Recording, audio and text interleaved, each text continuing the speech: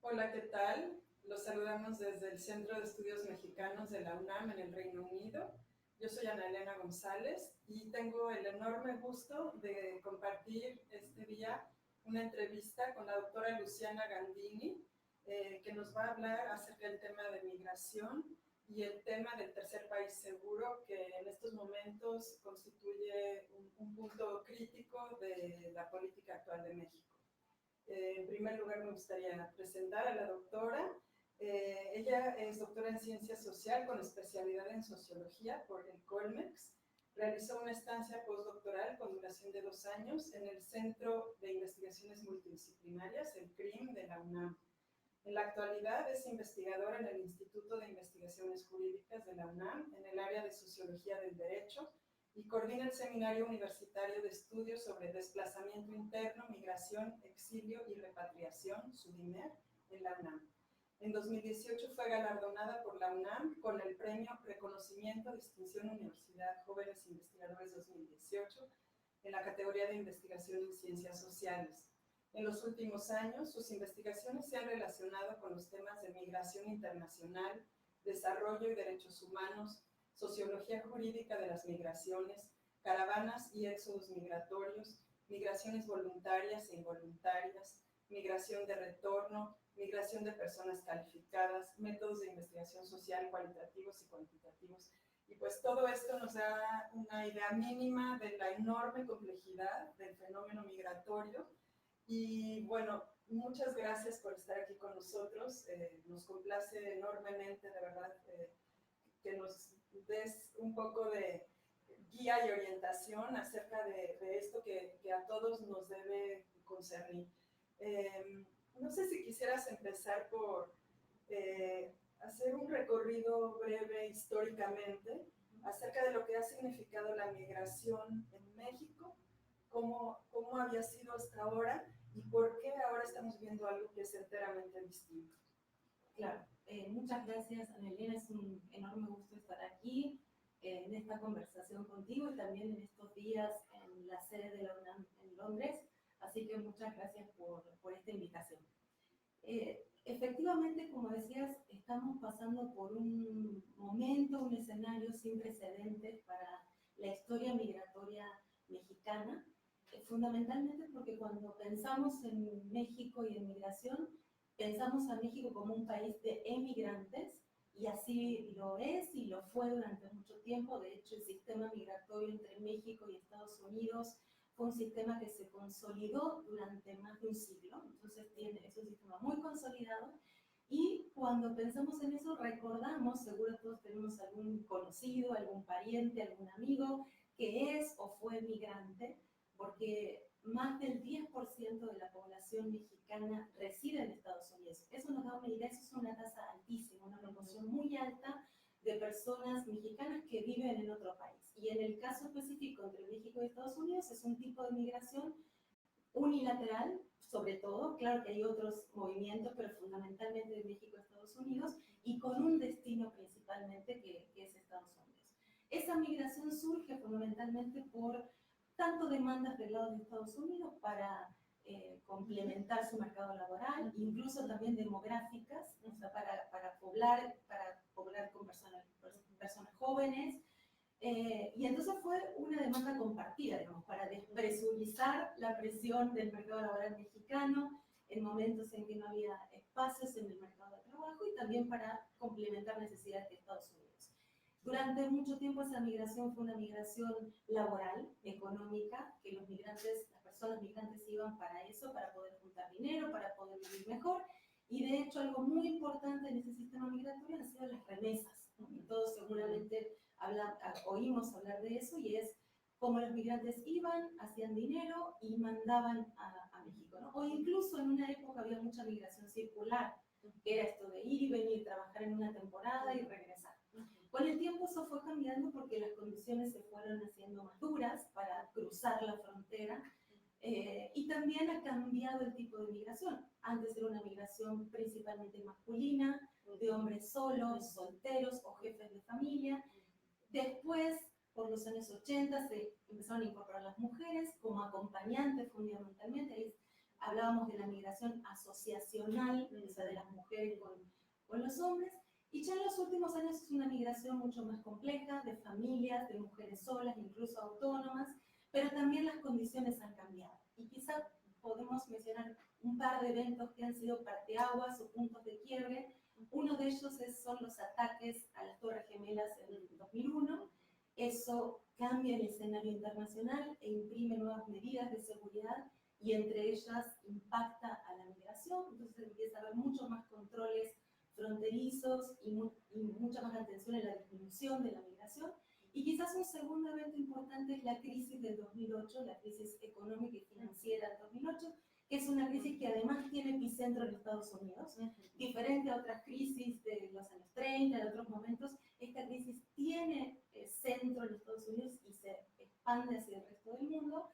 Y entonces también la combinación de cuestiones de seguridad nacional con afectaciones económicas comienzan a ser mucho más difícil la migración e incrementan las medidas, no solo del control en la frontera, o sea, para cruzar hacia Estados Unidos, sino también medidas hacia el interior, o sea, cambian también el tipo de medidas. Eso implica que se afecta no solo a nueva población migrante, sino a personas que ya residían en Estados Unidos y que por estas medidas de control hacia adentro de la frontera empiezan a incrementarse las deportaciones y el regreso de estas personas. Entonces, ¿qué cambia a partir del 2001-2008 y fundamentalmente del 2008 para acá? La crisis es un catalizador de otras situaciones, o sea, no es solamente la crisis, sino que comienza a hacer eclosión todos estos cambios de política migratoria y de seguridad sumados a una recesión económica. Entonces, el escenario a partir de entonces comienza a ser una disminución o un ralentamiento de la migración de mexicanos hacia Estados Unidos, al punto que estamos en este momento en niveles del flujo, es decir, de esas personas que cruzan en un año de México hacia Estados Unidos, uno de los niveles más bajos históricos. Estamos a niveles previos a 1960. Increíble. Exacto, o sea, si pensábamos en esto hace 10 o 15 años, no hubiéramos imaginado posiblemente este escenario. Y eso es, entonces hay menos gente que cruza año con año. Claro, no es cero, en el 2008 y 2010 se empezó a hablar de la migración cero. Claro, era cero comparativamente con niveles que hemos tenido en el pasado, donde hemos llegado a tener 5.700.000 personas cruzando por año de México hacia Estados Unidos. Entonces, ese flujo ahora es alrededor de 100.000, claro, es muy bajito comparativamente con eso que hemos tenido, a lo mejor por décadas, año con año, esos niveles. Y entonces este flujo es uno de los más bajos, o por lo menos podemos encontrar estos niveles más de medio siglo atrás. Entonces estamos hablando de un escenario migratorio de mucho tiempo atrás comparativamente. Y la otra característica entonces de este nuevo escenario migratorio es el incremento del retorno de población mexicana hacia México. Y este retorno tiene un doble componente. Por un lado, un retorno involuntario que está fundamentalmente impulsado por deportaciones, es decir, la autoridad es la que envía a estas personas de regreso a casa, pero también hay un componente de retorno voluntario, aunque también deberíamos discutir qué significa esta voluntariedad, ¿no? Porque por un lado puede ser por la recesión económica y por las dificultades del ingreso al mercado laboral, pero también se combina con una situación de miedo, de persecución, de miedo a ser deportado, o porque un familiar fue deportado. A lo mejor el jefe de familia fue deportado y la familia no puede seguir viviendo, o por las separaciones familiares que hemos oído hablar mucho últimamente. Entonces, es un escenario muy diferente al de tiempo atrás, menos emigración, más retorno y deportaciones, y también complementariamente a este escenario hay que decir que lo que, si bien ha afectado la situación de la crisis económica y demás, las condiciones en los países de origen, o sea, de donde salen las personas, de donde migran, también han cambiado mucho en los últimos tiempos, no necesariamente para bien, y ha habido un incremento de las condiciones de violencia, de violaciones sistemáticas de derechos humanos, y estamos hablando del caso mexicano, pero también de los centroamericanos, y mucho más en el caso de los países centroamericanos. Eso hizo que esta disminución del flujo de mexicanos hacia Estados Unidos no haya sido igualmente reflejada en la de centroamericanos hacia Estados Unidos, porque esos contextos de salidas realmente son muy graves, de graves violaciones y distintos tipos de violencias sistemáticas. Y por eso entonces, si bien hubo un decrecimiento después del 2008, los niveles siguieron creciendo desde el 2010, 2012 para aquí, sistemáticamente. Entonces, la migración de tránsito de centroamericanos hacia Estados Unidos, pasando por México, es un tipo de migración que sigue creciendo, a pesar de la disminución de la migración de mexicanos a Estados Unidos, y por eso también las deportaciones han incrementado. Las deportaciones de centroamericanos desde Estados Unidos hacia Centroamérica, y eso también es un escenario totalmente distinto. Es la primera vez que Estados Unidos deporta más centroamericanos que mexicanos. Históricamente había sido una proporción al revés, era, incluso si pensamos al principio del 2000, era prácticamente 90% deportaciones de mexicanos, y en el año pasado fueron 38% de deportaciones mexicanas y más del 50% de las deportaciones de los 3 principales países de Centroamérica, de Guatemala, El Salvador y Honduras. Entonces, resumiendo, tenemos un escenario migratorio muy distinto al de hace una década atrás, que caracterizó prácticamente al siglo pasado atrás, ¿no? Con este fuerte componente de la migración regional, de la migración de centroamericanos a través de México o incluso hacia México. Entonces nos coloca en un nuevo momento migratorio y tenemos que repensar tanto la situación como las políticas migratorias. Y ¿nos podrías describir el fenómeno de las caravanas? ¿De qué manera se distinguen de una migración aislada, por goteo, por negociación, no sé cuál es el término técnico, a este paso tan extraordinario y también qué mecanismos ha desarrollado un grupo de investigación como el tuyo a través de los observatorios? Si nos pudieras describir estos observatorios y por qué, cómo funcionan, ¿no? Los ritmos, el calendario, etc. Claro, sí, y esto metodológicamente imprime también desafíos, ¿no? Cómo estudiar estas nuevas expresiones y cómo hacer para captar la esencia. ¿Esto es algo nuevo o no es necesariamente nuevo? Es una primera pregunta que también nos hacemos, ¿no? Porque decíamos recién, bueno, la migración de tránsito por México no es una migración nueva. Vamos a ver, tiene décadas que las personas centroamericanas traspasan por México. Es más, entre Guatemala y México hay una relación histórica, transnacional, transfronteriza, donde parte de la familia vive en el sur de México y otra parte en Guatemala, o van a la escuela, etc. ¿No? Entonces, digamos, no es una situación totalmente nueva. Pero ¿qué es lo novedoso?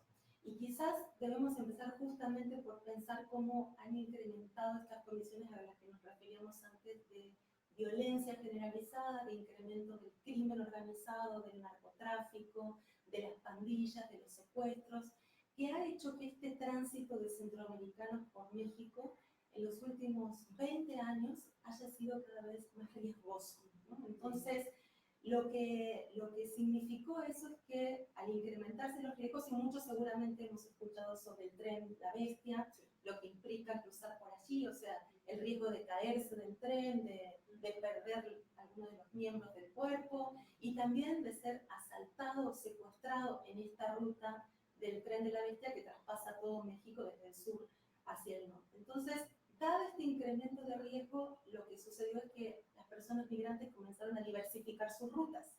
Dijeron, bueno, si estas rutas ya están cooptadas por el crimen organizado, por los que secuestran a personas migrantes, vamos a ir hacia otras rutas. Pero eso imprime nuevos riesgos, ¿no? O sea, el riesgo de estar en rutas desoladas, deshabitadas, donde muchas personas que son protectoras o defensoras de los derechos de los migrantes, que suelen estar en las rutas más tradicionales, pues no están en estas otras, no hay albergues en esas rutas. Entonces, diversificar rutas también es esquivar ciertos riesgos, pero posiblemente incrementar otros. Algo que puede mostrar muy claramente cómo se incrementó este riesgo de migrar es el costo de la migración. Todos conocemos que para migrar durante muchos años se ha recurrido al pollero o al coyote, que utilizamos ese término para referirnos a las personas que suministran el servicio de cruzar por el territorio mexicano hacia Estados Unidos y que se ha profesionalizado con el tiempo, incluso garantizando que se entrega en la localidad de destino, en fin, eso se ha ido cambiando. Pero si pensamos más o menos a principio del siglo, ese servicio costaba alrededor de $2.000. O sea, conseguir una persona que te ayude a transitar por México y llegar hacia Estados Unidos.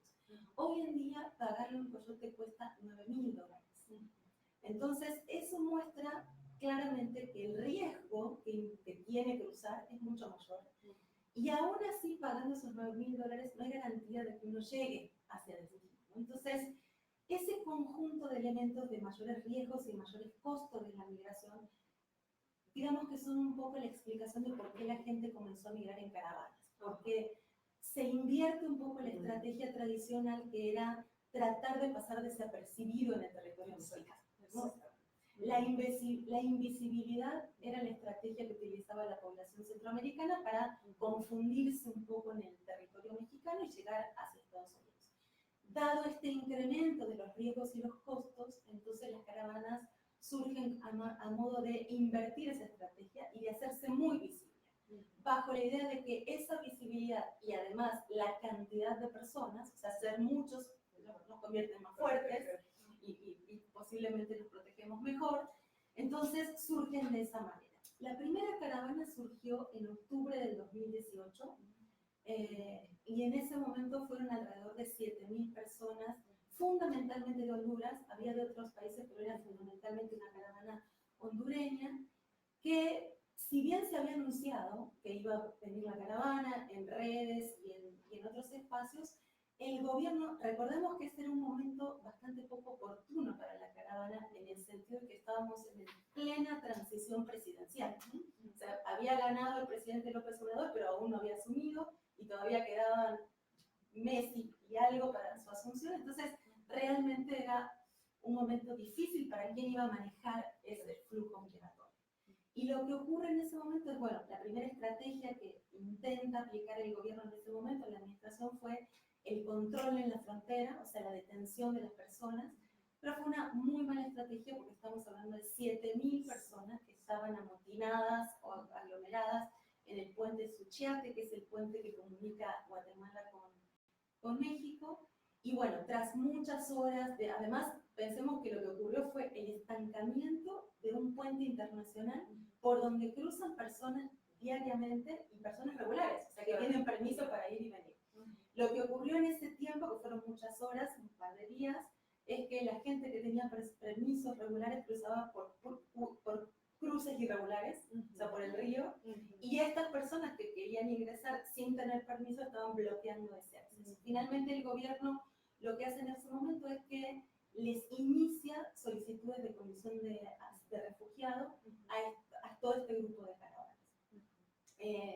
También eso, digamos, cuando uno habla con los expertos de ACNUR, que es la Agencia de Naciones Unidas encargada de proteger a las personas asiladas y solicitantes de asilo, pues también se cuestiona si era la estrategia adecuada, porque las personas que solicitan condición de refugiados son aquellas que tienen una necesidad específica de protección internacional, donde su vida corre riesgo, corre peligro, y su miedo está fundado en perder la vida, y hay unos causales específicos que especifican, que te hacen sujeto a poder solicitar eso. Entonces, otorgar de manera generalizada, no se otorgó el asilo o el refugio, sino que se les dio para iniciar el procedimiento.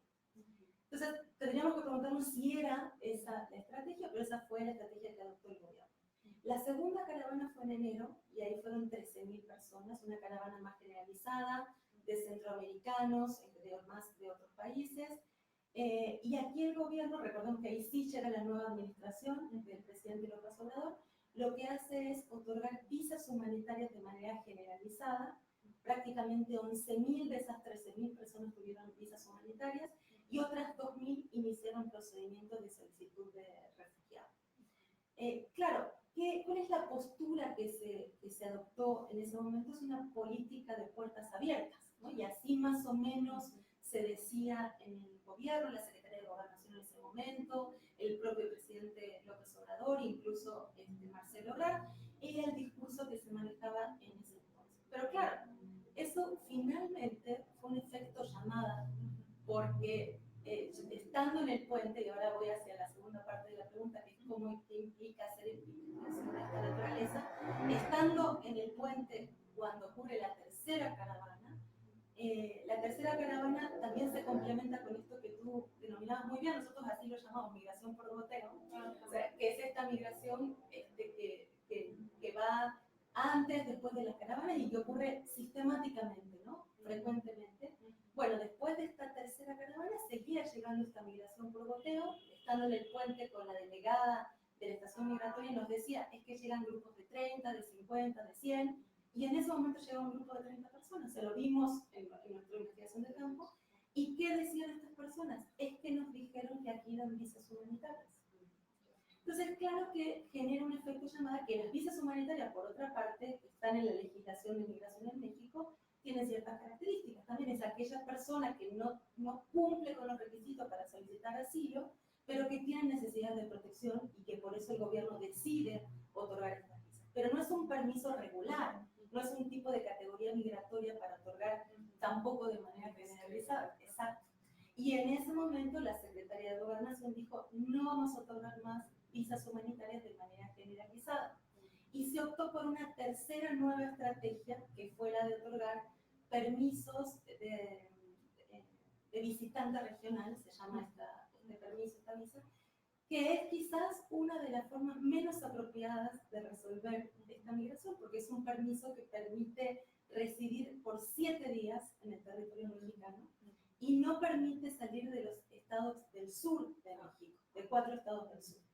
Justo ninguna de las cosas que quieren las personas que migran en caravana, que es transitar hacia el norte de México, ¿no? O sea, es permanecer solo 7 días consecutivos y solo quedarse en el sur mexicano, y no otorga permiso para trabajar, a diferencia de la visa humanitaria o si uno adquiere la condición de refugiado. En fin, este raconto nos permite ver, me parece que es lo importante, identificar que las caravanas han sido una nueva expresión de un tipo de migración que no es del todo nueva, pero que ha adoptado una estrategia novedosa y que ha exigido al gobierno adoptar políticas migratorias o acciones migratorias para dar respuesta, pero que han sido muy cortoplacistas o muy inmediatistas, que quizás coincide con estas características de migraciones más espontáneas, que no estábamos tan acostumbrados, pero que todavía no han dado un poco en el clavo sobre cómo manejar este tipo de migración. Y para los que venimos estudiando este tema, también exige una adaptación metodológica y una adaptación de cómo mirar entonces estos procesos. Definitivamente, si queremos entender qué está pasando con las caravanas y qué está pasando con estas nuevas expresiones, necesitamos estar en terreno. Es muy difícil hacer investigación sin ir a la frontera sur o incluso sin ir... al final estas 3 oleadas de caravanas se confundieron en algún momento. ¿Por qué? Porque aquellos que estaban esperando que se resuelva su solicitud de asilo, que está tardando en este momento entre 8 y 12 meses, hay un retraso extraordinario, hay un colapso del sistema de asilos desde todo el 2018, pues son personas que finalmente se debaten entre si querían solicitar refugio y quedarse en México o querían transitar hacia Estados Unidos. Entonces, ese estancamiento en Tapachula o en Chiapas, pues no es necesariamente lo que buscaban. Aquí en México hay 2 requisitos para, en México, no es aquí, en México, hay 2 requisitos para ser solicitante, para tener el procedimiento de solicitud de refugio, que es permanecer en la entidad federativa donde se solicitó el refugio. Entonces, para estas personas es permanecer en Chiapas, y además firmar una vez a la semana en Comar, que es la agencia responsable de tramitar estas solicitudes, lo cual implica entonces mucha restricción para esta población que en primera instancia no pensaba quedarse, y posiblemente si pensaba quedarse en México no necesariamente en Chiapas, ¿no? Entonces exige una reconfiguración del diseño de la política migratoria que no teníamos preparado en México para manejar población en tránsito que posiblemente devenga en población en inmigración, o sea, personas que se quieran quedar en México. Entonces, claramente implica una mirada epistemológica diferente que nos permita seguir el recorrido de estas personas que, como decía, se confundieron porque hemos hecho trabajo de campo en un albergue que se habilitó en la Ciudad de México, donde había trasladadas personas de la primera, de la segunda y de la tercera caravana, ¿no? O sea, personas que abandonaron el procedimiento de solicitud de refugio, entonces se unieron a la segunda caravana y llegaron a... Entonces hay que entender un poco cómo ha mutado el fenómeno y qué ha pasado con esta población. finalmente ha logrado transitar, ha llegado al norte de México o no. Y creo que esa ha sido también una falencia un poco de las estrategias de la política migratoria, que no sabemos realmente qué pasó con todos ellos, sobre todo para quienes abandonaron los procedimientos de regularización a través del refugio, y sobre todo la estrategia de otorgar algún tipo de permiso o de protección como refugio es regularizar a la población y otorgar certeza jurídica. Nosotros en este momento no sabemos al final de este conjunto de caravanas, que son 30.000 personas en total, en qué condiciones y si tienen o no tienen seguridad jurídica para su residencia en México. Y esto nos lleva a la pregunta clave, el concepto de tercer país seguro y la manera en que se está manejando en política internacional esto, dado que es un concepto que al parecer no se había aplicado a México, ¿no?, con anterioridad, y que está ahora siendo cuestionado, la viabilidad de México de funcionar como tercer país seguro. ¿Nos podrías explicar en qué consiste, qué es esto de tercer país seguro? Sí, quizás podemos empezar diciendo que cuando uno piensa en política migratoria, piensa que es un asunto de seguridad nacional o de competencia nacional o de soberanía nacional, pero realmente cuando hablamos de temas como migración, implica pensar de manera más regional, porque son asuntos que competen no solamente a los países involucrados, sino también a los países de alrededor, ¿no? Y sobre todo en una región como la que pertenecemos, México, Estados Unidos, Centroamérica, que coexisten en ciertas dinámicas migratorias, pero también tienen mucha disparidad geopolítica, económica. Entonces hay que pensar lo que implica una decisión de política migratoria para la región. Y digo esto porque si bien todos hemos escuchado al presidente Trump que desde su campaña e incluso desde el inicio amenazaba con detener la migración, insistió mucho con la migración mexicana, pero ya después le preocupó un poco más la situación de los centroamericanos, y su promesa era el muro, ¿no? O sea, un muro que ya existe desde hace mucho tiempo. De hecho, si uno va a Tijuana hay 3 muros, el más viejo, el anterior, el nuevo, entonces sería un cuarto muro, ¿no?, mucho más sofisticado. Y creo que finalmente lo que advirtió la administración de Trump es que el muro ya existía, que esa no era la estrategia, y claro, ante una política de supuesta apertura, como la que intentó aplicar a principio de año el gobierno mexicano, eso generó una gran preocupación en el gobierno norteamericano y comenzó ahí sí a intentar que esas amenazas no se vieran solo como amenazas, sino como acciones concretas, ¿no?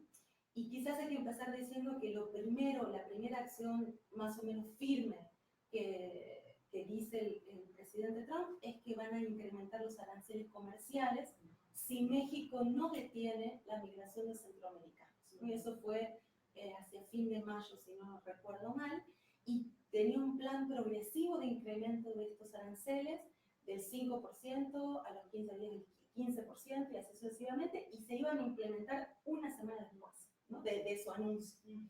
Si México no detenía esta migración. Claramente lo que estaba diciendo es, esto de la política aperturista no va, porque no son solamente consecuencias para México, sino también para Estados Unidos, que es a donde quiere llegar.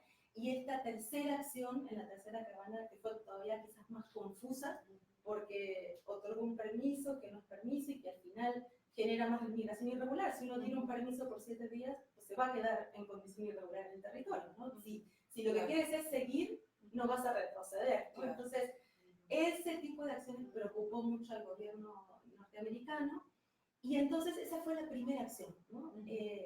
Ante eso, claramente el gobierno mexicano, Marcelo Ebrard en concreto, viajó a Estados Unidos y hubo un acuerdo respecto a que efectivamente México iba a colaborar en detener esta migración. Hay que decir que unas semanas anteriores a esto comienza a actuar la Guardia Nacional, que es muy importante porque el accionar este fue un poquito anterior, y es una nueva fuerza que tenemos en México, que en teoría es una fuerza de carácter civil, pero que en la práctica opera de manera mucho más difusa o confusa. Incluso su vestimenta es la vestimenta del ejército, solo que tiene aquí unas iniciales de Guardia Nacional. Entonces es una fuerza confusa en términos de sus atribuciones. De hecho, hay muchos videos donde interviene con la población migrante, y la propia población migrante increpa a la Guardia Nacional y dice que no tiene competencia. La propia Guardia Nacional reconoce que no tiene competencia y dice que lo que va a hacer es llamar al Instituto Nacional de Migración. En fin, digamos, hay un tema de competencias que no es menor. Y esta Guardia Nacional comienza a accionar. Nosotros la vimos en la frontera justo antes de que fuera este acuerdo, y lo que hacía era actuar de manera paralela al Instituto Nacional de Migración, al Ejército, a la Policía Federal y la Guardia Nacional. Es decir, que uno podía llegar, de hecho, en el aeropuerto de Tapachula estaban las 4 fuerzas, una al lado del otro, para pedir papeles, ¿no? Y en un aeropuerto tan pequeño como Tapachula, con 1 metro de distancia, te pedían 4 veces los papeles de residencia o que acrediten que uno es mexicano, que tiene permiso para residir. Entonces, bueno, ¿por qué es importante este primer antecedente? Porque junto con esta amenaza, también el acuerdo, que no queda del todo claro en qué se comprometió exactamente México, pero fue una situación intermedia entre ser y no ser tercer país seguro, que es que aquellas personas que estuvieran solicitando asilo en Estados Unidos, centroamericanas, podían esperar durante todo el procedimiento de aceptación y de tramitación de esta solicitud, no podían, debían esperar del lado mexicano. Eso está sucediendo en Tijuana, en Mexicali. Entonces, no es exactamente el papel de un tercer país seguro, que ahora vamos hacia eso, sino que no se deslindaba totalmente Estados Unidos de su responsabilidad con el derecho de los solicitantes de asilo, pero se deslindaba de parte del proceso, ¿no? Donde le otorgaba esa responsabilidad a México. Esta semana tenemos una nueva situación con medidas propuestas por el presidente Trump, que son, ahora sí, que México actúe como tercer país seguro. No solamente México, sino también Guatemala y otros países de la región. ¿Qué significa esta noción entonces de tercer país seguro? Significa que hay un primer país, que es el país de donde sale la población migrante, que sale en condiciones de ser solicitante de asilo, es decir, que está perseguido, que tiene miedo por algunos causales específicos que establece la legislación. Y el segundo país es el país al que se quieren dirigir, en este caso Estados Unidos. ¿Cuáles son los terceros países? Son países que quedan en medio entre el primer país y el segundo país, que es el que se quiere solicitar asilo. ¿Cuál es la nueva medida que acaba de estipular el presidente Trump? Que ahora hay todo un debate sobre si se va a impugnar o no se va a impugnar. De hecho, hasta recién revisamos las noticias sobre eso. Es que no va a aceptar solicitudes de asilo de personas que hayan transitado por un tercer país seguro. Es decir, que si una persona guatemalteca pasó por territorio mexicano y llega hacia Estados Unidos, Estados Unidos no le aceptará la solicitud de asilo, excepto que esa persona haya solicitado asilo en este tercer país seguro y ese tercer país seguro se lo haya rechazado. Esa es la única. ¿Qué quiere decir? Que básicamente está limitando las solicitudes de asilo para todos los centroamericanos, porque en medio está México, ¿no? Y para aquellos que sean de El Salvador o Honduras, pues tendrían que hacerlo en Guatemala. ¿Cuáles son las 2 únicas excepciones a esta situación?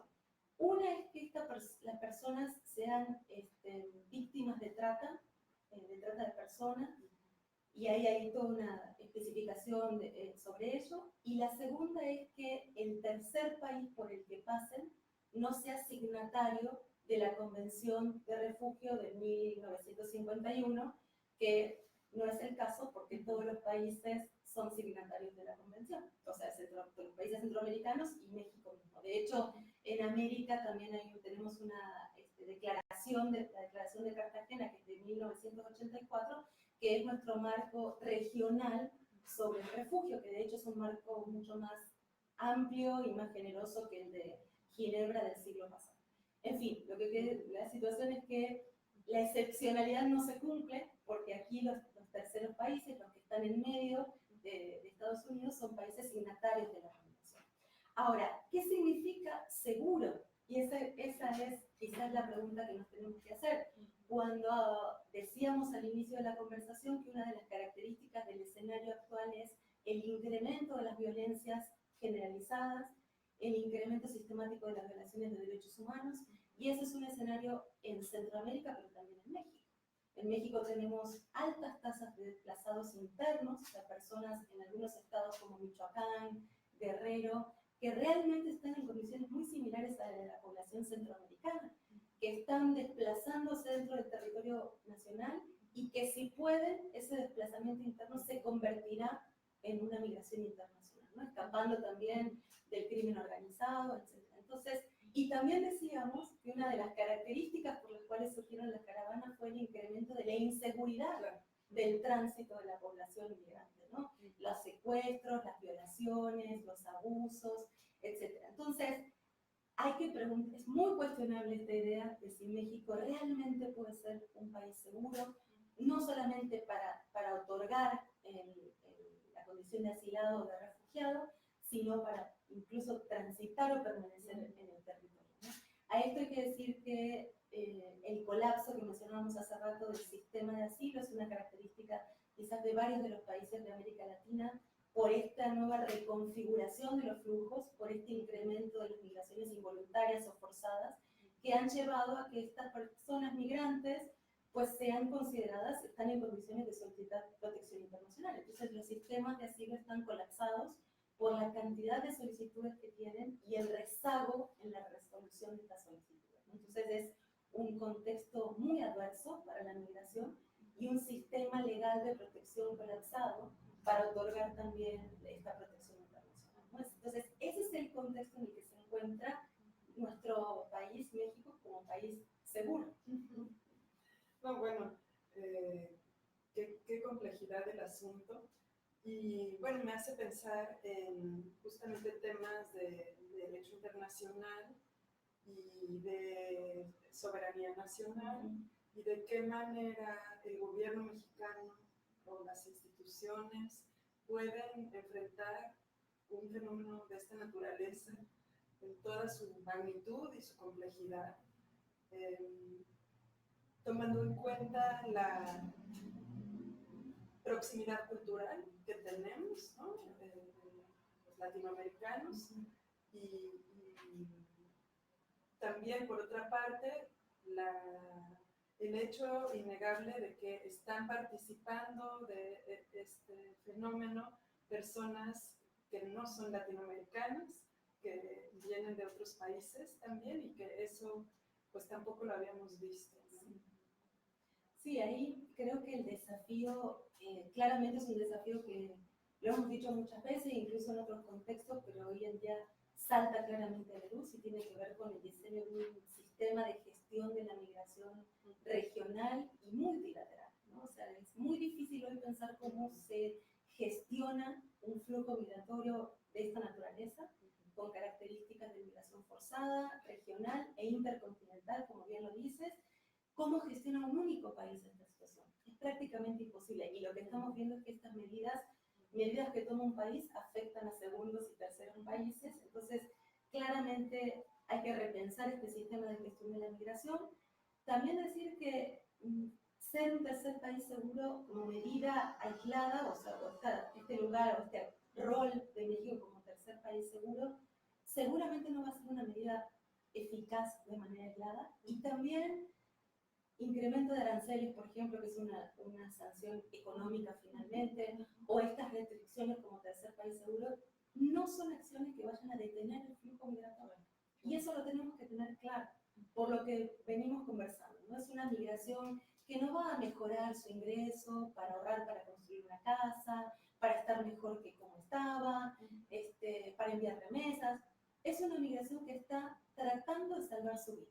O sea, que migra cuando uno está, y eso se comprende, hablando un poco de qué significa hacer investigación en este contexto, cuando uno está en el puente internacional y ve venir incluso adolescentes migrando solos, con lo puesto. O sea, lo único que traen es la ropa puesta, la mayoría no traen ni siquiera una mochila, no traen absolutamente nada. Entonces la pregunta que nos tenemos que hacer es, ¿en qué condiciones tiene que estar una persona para emprender un viaje? Y cuando llegan al puente de Guatemala y México, vienen de Honduras hace 15 días que vienen caminando. Entonces, ¿en qué condiciones tiene que estar una persona para decidir migrar, ¿no? Entonces, Eso me parece que no es para nada menor, porque nos pinta un escenario migratorio que no es fácilmente cambiante, y mucho menos con estas medidas aisladas. Hay que pensar en un sistema de gestión de la migración mucho más complejo y de responsabilidades compartidas. Y aquí es donde medidas como la de Estados Unidos pues no están diseñadas desde esta concepción de responsabilidades compartidas y de sistema de gestión de la migración regional, ¿no? Por otra parte, ser tercer país seguro también implica cargas económicas, financieras, de responsabilidades también en materia de derechos humanos, porque atender a la población migrante significa atender en condiciones dignas o mínimas de garantía de derechos humanos. Entonces, los desafíos que se vienen son muchos y tienen que ver con diversas aristas económicas, financieras, de derechos humanos, pero sobre todo me parece que el gran desafío es cómo pensar en un contexto tan desigual, de relaciones entre países de poder y entre países tan desigual, en un sistema de gestión de la migración regional, multilateral, compartido y de responsabilidades que no recaigan, además en México, como decíamos antes, que posiblemente no tengan los recursos para convertirse en un lugar seguro para esta población. Y la vinculación entre la academia y la implementación de políticas, ¿tú crees que pueda existir una comunicación? De hecho, debe existir ya, pero con ONGs y demás, ¿de qué manera se puede participar, ¿no? A nivel universitario, a nivel ciudadano en esto? Porque yo creo que sí implica un acto de civismo importante, ¿no? Por supuesto, sí, por supuesto. Aquí las sinergias son imprescindibles. De hecho, gran parte del trabajo investigativo que hacemos en la frontera sur, en gran medida se lo debemos a las organizaciones de la sociedad civil que están en terreno día con día y que son nuestros aliados y los que nos permiten también ver cosas que no podríamos ver si no tuviéramos a los aliados estratégicos que están día con día ahí, que trabajan directamente con la población migrante, que incluso tienen permisos para ingresar a la estación migratoria, y eso es muy importante porque permite tener un conocimiento de qué es lo que está pasando ahí adentro, que eso da para que tengamos otra charla en algún momento, porque justo por lo que decía antes, tener a la población detenida en las estaciones migratorias no solo es detener o deportar, sino en qué condiciones ocurre eso, y las condiciones en las que están ocurriendo en la frontera sur son verdaderamente graves, de graves violaciones a derechos humanos, de insalubridad, de hacinamiento, etc. Entonces, tener estos aliados de la sociedad civil nos permite ver de manera con ojos complementarios, ¿no? Eso es bajo la defensa de los derechos de las personas migrantes, hacen un extraordinario trabajo, y de manera conjunta me parece que tenemos una visión que nos permite también recomendar a los hacedores de política migratoria, de política pública en general, sobre qué es lo que se puede hacer. Desde el inicio de esta nueva administración ha habido varias instancias de diálogo para la generación del plan de desarrollo de la administración, mesas específicas sobre el tema migratorio, incluso reuniones entre sociedad civil, academia y gobierno. Creo que esa instancia de diálogo no solo no tiene que desaparecer, sino que se tiene que fortalecer porque, como decías, o sea, las miradas son distintas y se complementan muy bien. O sea, lo que vemos a veces de la academia, si no nos llama la atención las personas de la sociedad civil, no veríamos. Y me parece que también un poco de eso le pasa al que está en la administración central, por ejemplo, que puede no tener exactamente la visión de lo que ocurre en las distintas subdelegaciones migratorias o delegaciones o puntos de internación. Entonces me parece que hay que fortalecer el diálogo para poder construir, y creo que hay un enorme interés tanto de la sociedad civil como de la academia en poder contribuir al diseño de una política migratoria integral que verdaderamente nos ayude también a pensar no solo en el corto plazo, porque esto nos está exigiendo un poco salir de la situación coyuntural. Pero ¿qué pasa después? ¿No? Y ahí el gran ejemplo es lo que ha pasado con la migración venezolana en América Latina, que nos ha sorprendido, en 2 años se ha disparado. Prácticamente los venezolanos tienen la misma cantidad de personas viviendo afuera que México, que hace 100 años que migran, ¿no? Y los venezolanos tienen una historia al revés, de inmigración. Entonces quiero poner de ejemplo cómo un fenómeno migratorio puede transformarse de manera explosiva y exponencial, y eso ha implicado que todos los gobiernos de la región tengan que responder, por ejemplo, a esta migración de venezolanos, ¿no? Pero claro, han sido también medidas muy cortoplacistas, muy inmediatistas, se entiende por el fenómeno, y ahora lo que estamos repensando en todos los gobiernos de la región es qué hacemos con esta migración de venezolanos, que le dimos un permiso por un año, pero no se van a, esto no se soluciona en un año. Estas personas se van a quedar aquí, se tienen que insertar, se tienen que integrar, etcétera, etcétera. Me parece que el paralelo sirve para pensar en el caso de la migración centroamericana y de los solicitantes de condición de refugiado, ¿qué vamos a hacer con esa población? Y creo que hay muchos desafíos para México, que es un país que históricamente, como decíamos al inicio, fue de emigración, pero que ahora tiene que pensarse seriamente como un país de tránsito, pero también de destino. Ya ahora con el reconocimiento de tercer país seguro, pero antes de eso, ya uno preguntaba en la frontera, ¿y tú a dónde quieres ir? Y las personas, estas personas que están huyendo de la muerte, dicen a donde sea. Entonces, originalmente en Estados Unidos, pero comenzaron también a pensar en México como un lugar de destino. Entonces, claramente el desafío es enorme y la responsabilidad también es amplia de poder diseñar una política migratoria verdaderamente seria, integral y que vaya más allá de dar un permiso o una solución de corto o mediano plazo. Claro, claro.